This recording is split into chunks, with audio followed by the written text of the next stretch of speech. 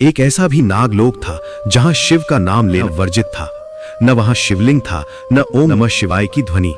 उस नागलोक पर एक क्रूर नागराज का शासन था, जिसका मानना था कि जो शिव को मानेगा वह दुर्बल हो जाएगा। एक दिन माता पार्वती कैलाश से पृथ्वी लोक की ओर जा रही।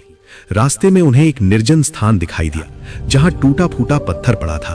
पर माता की दृष्टि समझ गई, वह पत्थर नहीं, शिवलिंग था।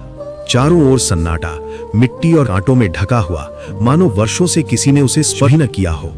माता पार्वती की आंखें नम हुईं। उन्होंने अपने आंचल से शिवलिंग को साफ किया, जल अर्पित किया और मन ही मन कहा, जहां मेरे स्वामी को भुला दिया जाए, वह लोक सुखी नहीं रह सकता।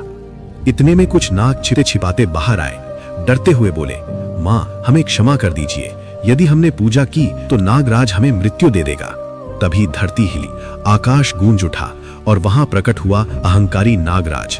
उसकी फुफ्फार से आग निकल रही थी। उसने गर्जना की, यह नागलोक है, यहाँ शिव का नाम लेना अपराध है, यहाँ केवल मेरा आदेश चलता है। मां पार्वती शांत स्वर में बोली, जिस लोक में अहंकार राज करता है वहां विनाश निश्चित है।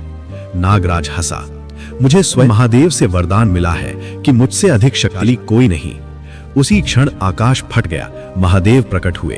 त्रिनेत्र खुला हुआ था। महादेव बोले, वरदान शक्ति का था, अहंकार का नहीं। माता पार्वती आगे बढ़ी। उन्होंने महादेव से कहा, स्वामी, जो आपके नाम से लोगों को डराए उसे दंड मिलना ही चाहिए। क्षण भर में माता का स्वरूप गया।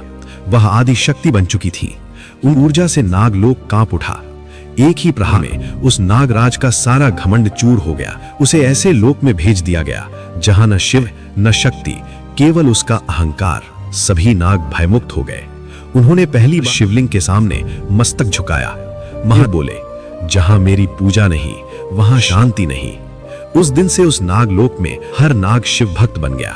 और तभी माता पार्वती की वाणी गूंजती है, जो इस कथा को देख रहा है, अगर उसने मेरे महादेव के नाम पर लाइक और सब्सक्राइब नहीं किया तो समझ लेना यह कथा अधूरी रह जाएगी।